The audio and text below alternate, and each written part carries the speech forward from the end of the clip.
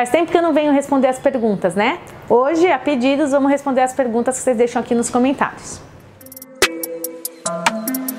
Oi pessoal, hoje eu vim responder as dúvidas que vocês deixaram nos comentários, mandaram aqui no direct, vamos ver o que a gente pode ajudar. A primeira pergunta vem do vídeo quantos peixes cabem no aquário.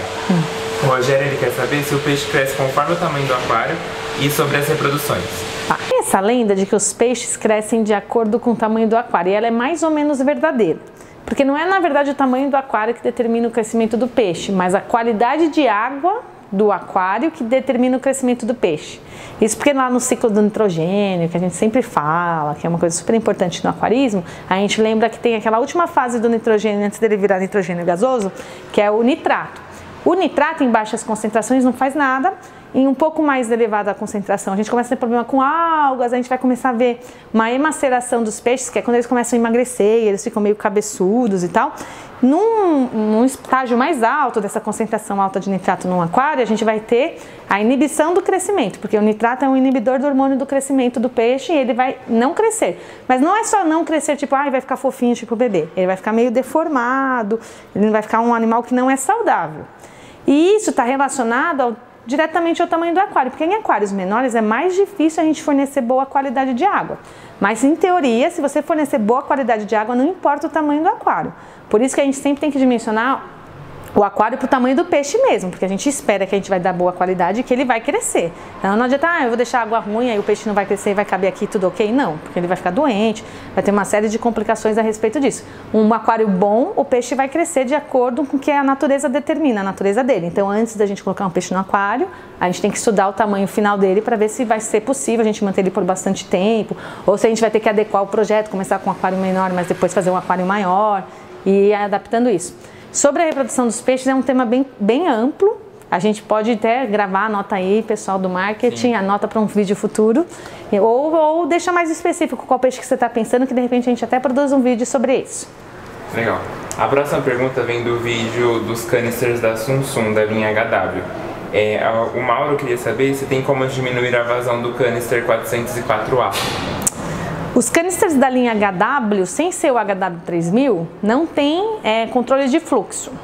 O que a gente pode fazer são ajustes técnicos, as famosas gambiarras, que ou aumentar o tamanho da mangueira, a gente vai ter uma vazão reduzida, mas não é muito interessante, porque a gente vai estar trabalhando com um equipamento com uma potência mais baixa do que ele deveria desenvolver. Mas é uma opção. Uma outra coisa que a gente pode fazer é direcionar a saída de água para as laterais dos vidros ou colocar aquela flauta maior. Quando a gente tira a flauta, a gente deixa a vazão mais forte. Então, como você quer fazer ao contrário, você pode utilizar a flauta, porque ela naturalmente diminui a vazão. Uma outra coisa que você pode fazer é criar uma saída ou comprar um lock line, que tem aí a venda no mercado, para separar essa saída. Então você usa uma saída normal e num cano, num lock line que você comprou no mercado aí, que tenha duas saídas ou três ou mais saídas, porque quanto mais a gente fizer as saídas serem direcionadas para várias saídas diferentes, menor vai ser o fluxo em cada uma e a gente vai girar menos concentrado, mas a vazão no final vai ser a mesma. Os canisters vão perdendo vazão com o tempo, então o equipamento novo vai ter sempre uma vazão superior ao equipamento um pouco mais antigo, e não só porque o canister está se deteriorando, nem sempre é por isso, porque ele vai acumulando sujeira, então se você não fizer uma boa manutenção ele vai diminuir a vazão naturalmente, e o impeller, que é o rotorzinho que usa dentro do cabeçote lá do canister, se desgasta e a gente recomenda que você troque ele a cada um ano e meio, até 2 anos, e que você lubrifique ele, porque ele pode começar a se deteriorar e a vazão também cai, mas aí já é um problema. A próxima pergunta vem do vídeo do termostato H386 da Ropar. A Valkyria queria saber se ela pode colocar um termostato de 150 watts num aquário de 50 litros. A gente pode colocar um termostato de 150 watts num aquário de 50 litros se ele couber. Porque a primeira coisa que a gente tem que pensar quando a gente vai dimensionar termostato, assim, a mais básica e fundamental, é se ele cabe. Porque ele tem que ficar totalmente submerso na água. Então, se você correr o risco de colocar e ficar um pouco do vidro para fora, já não faça isso. Como ele esquenta muito, essa inversão térmica dele está quente, o ar atmosférico pode estar frio, num dia muito frio, né? Pode fazer o vidro estourar. Então a primeira coisa, ele cabe dentro do seu aquário de 50 litros? Se couber, é uma possibilidade. O ideal dos termostatos dessa linha, o H386, é que eles fiquem totalmente a parte de vidro totalmente submersa e aquela borracha onde tem o direcionador da temperatura fique para fora. É o melhor dos usos. Se for impossível deixar dessa forma, a gente pode submergir ele inteiro com cabo, mas a durabilidade do equipamento é reduzida quando a gente usa dessa forma. Com relação à wattagem, né, a potência, a gente usa aquela regra tradicional de 1 watt por litro, mas ela é uma regra super ultrapassada que a gente já não devia levar tanto em consideração. Na caixa desse equipamento vem escrito como a gente deveria dimensioná-lo. E realmente, se você quiser vencer uma variação de temperatura muito grande, assim, na sua região faz aí 5 graus, e você quer manter a 25, a gente vai ter que vencer 20 graus de diferença. Aí a gente talvez teria que dimensionar mesmo um equipamento para 3 vezes o volume da água, então você estaria dentro desse dimensionamento e daria certo. Existe um receio, e todo mundo comenta muito sobre isso, de usar termostatos muito fortes em aquários pequenos. Isso só é um problema se ele não estiver bem regulado, ou seja, se tiver o risco dele não desligar na temperatura que você programou, então verifique se ele está funcionando, use sempre um termômetro para aferir se está tudo certinho. E que também tem esse outro mito de que esquenta muito rápido. Realmente, se for muito pequeno o aquário, o termostato muito forte, pode realmente esquentar muito rápido e ser ruim para o peixe. Mas 50 litros, como o seu aquário, 150 de potência, isso não vai acontecer. O que vai acontecer é que o termostato vai ficar muito menos tempo ligado, porque ele vai conseguir atingir a temperatura que a gente quer muito rapidamente. E aí ele vai desligar e vai só ligar novamente quando a temperatura cair. Então, é uma coisa pela outra. Você consome mais watts, né, de potência, você consome mais energia quando ele está ligado, mas ele também vai ficar ligado por menos tempo. E aí, no final das contas, dá na mesma você usar um de 100 ou de 150. Só verifica se vai caber certinho lá no seu aquário. Seria legal se usasse o K50, talvez, pelo tamanho. Se não couber, né? É. Caso esse termostato, o H386, não caiba no seu aquário, aí a gente tem que mudar o modelo para um modelo menor. Ou até usar um termostato menor, mas é que o de 100 ou de 150 watts são do mesmo tamanho. Então, se não cabe o de 150, não vai caber o de 100. Aí você teria que ir para o de 75, e o de 75 realmente pode ser fraco. Então a gente, de repente, nesse caso, usa o K50, que tem um vídeo aqui no canal, que a gente usa para justamente quando um termostato não cabe no nosso aquário. A gente precisa de um termostato menor. Legal. A próxima pergunta vem do vídeo HW3000, obviamente um canister da Samsung. O Carlos, ele quer saber se quando acabar a energia, o canister ele volta às configurações que ele já tinha programado ou precisa reconfigurar?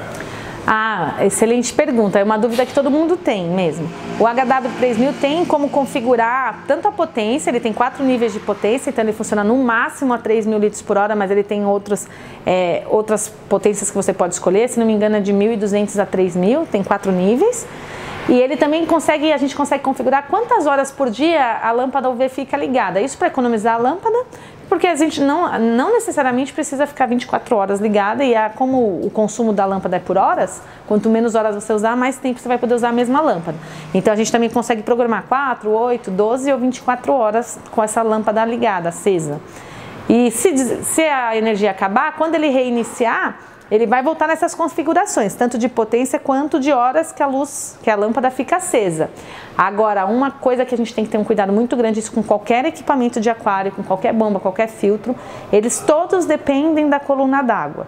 Então, se o canister não estiver instalado corretamente, de forma que o equipamento esteja embaixo da altura do aquário, né? Embaixo do aquário, e as flautas de entrada e de saída não estejam totalmente submersas, corre o risco de, quando ele desligar, a água baixar um pouco e quando ele voltar, ele puxar ar. E aí, puxando ar, ele não vai conseguir puxar água e ele pode queimar. Então, a gente tem que deixar sempre bem instalado, as mangueiras corretamente, não fazer muita curva, não colocar o canister muito longe do aquário, deixar de forma que ele fique embaixo do aquário, porque é o uso ideal, e as mangueiras bem instaladinhas para que ela não puxe ar, para se acabar a luz, quando ele voltar não ter nenhum problema e ele funcionar perfeitamente. A próxima pergunta vem do vídeo Meu peixe está muito parado no aquário, o que pode ser? A pergunta é da Liliane. Ela mora no Rio Grande do Sul, ela tem um aquário de 240 litros com um termostato de 500 watts. Ela tem um acaradisco com alguns outros peixes e ela tem notado que de uns dias pra cá o acaradisco não tem comido direito, não tem nadado pelo aquário todo. Os outros peixes estão com um pouco desse comportamento, porém nadam mais e se alimentam direito. E ela queria saber em relação ao acaradisco o que ela deve fazer, porque ela diz que o termostato fica sempre ligado, tá com os mesmos parâmetros, só que ele está mudando esse hábito. A caradisco é um peixe que tem bastante complicação, até falam que é porque ele é sensível, eu acho que justamente é o contrário, por ele não ser sensível a gente consegue notar quando ele fica doente, diferente de outros peixes que a gente só perde o peixe, né, ele morre e a gente nem consegue ver ele doente. O acaradisco ele vai ficando mais parado, vai ficando mais escuro e a gente consegue sacar que ele não está tão bem. Sempre a primeira coisa que a gente vai desconfiar quando a gente fala de acaradisco é a temperatura. Então, se você está mantendo aí 25, 26, uma das opções é você aumentar um pouquinho a temperatura para uns 28. Se você já tiver em 28, a gente também pode usar do artifício de ir até 30, porque dá um conforto, dá um bem-estar, mas aí depende dos outros peixes que você tem no seu aquário. Para alguns peixes essa temperatura já é bem elevada, então aí você tem que pensar um pouco. Mas se não for uma questão de temperatura, a gente vai ter que fazer toda uma anamnese, checar tudo do nosso aquário. Então a gente tem que checar se o pH está adequado, e quando a gente fala de disco, a gente tem que pensar que tem que ser um pH abaixo de 6,6. Tem que ver a qualidade de água, se não tem muito nitrato, tem que ver se não tem algum peixe que está perturbando ele pode estar ficando estressado e com isso ir parando de comer, ou aí a gente vai ter que suspeitar de alguma afecção. Se todo o resto estiver correto, todo o manejo e tudo mais, a gente vai ter que desconfiar de alguma doença. E aí eu recomendaria você procurar um veterinário, alguém especializado, porque hoje já existem clínicas que atendem os peixes e aí você direcionar para um atendimento veterinário. A próxima pergunta é do vídeo do Biodigest.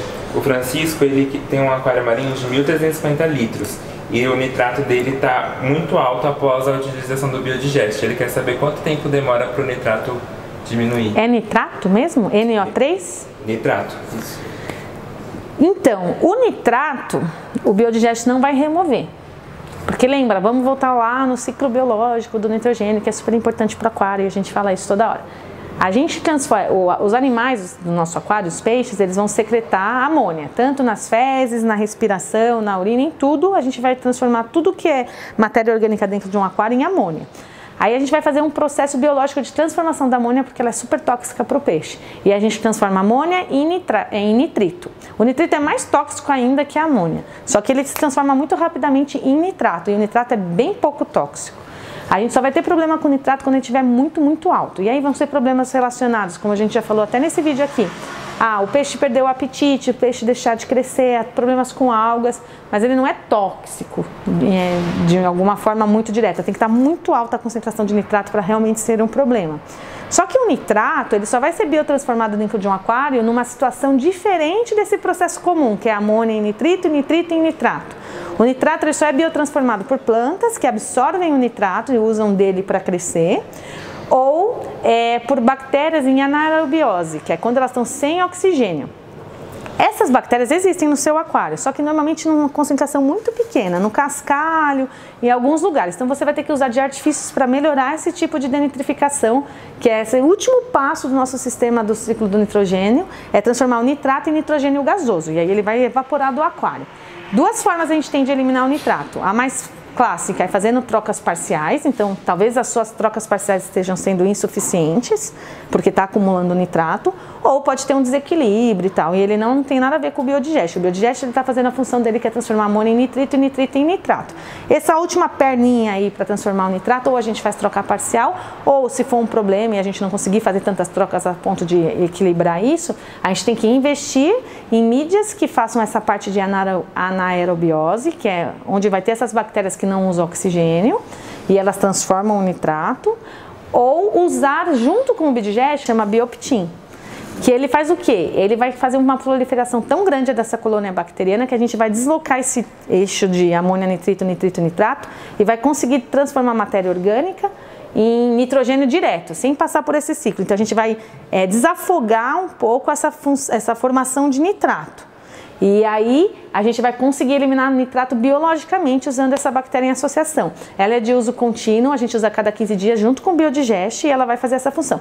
Tem outras possibilidades, a gente também pode usar essas mídias esféricas, a gente tem Micromec, a gente tem algumas mídias aqui no mercado, Bacterox, a nossa própria mídia Bacteria House da Max faz um pouco dessa parte de denitrificação, esse processo final. Então, algumas mídias mais específicas conseguem eliminar nitrato, assim como tem alguns removedores sintéticos, assim, alguma mídia que venha com removedor de nitrato. A gente tem umas esponjas da Samsung que removem nitrato. Ah, eu falei de usar planta para remover nitrato, porque eu estava pensando que era um aquário de água doce, mas em marinha a gente não usa planta, mas dá para usar aquelas algas risóforas que a gente encontra em mangue e tal, algas caulepas e até alguns corais, os corais moles, esses corais mais simples, zoantos, uns mushes, eles consomem um pouquinho de nitrato, então é até interessante ter um pouquinho de nitrato no aquário, mas não esse monte como você tem relatado aí, que isso pode trazer problemas. Bom, então é isso, pessoal.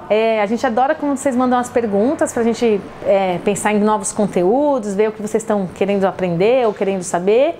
Pode continuar mandando que a gente vai respondendo, continue seguindo o canal e até a próxima.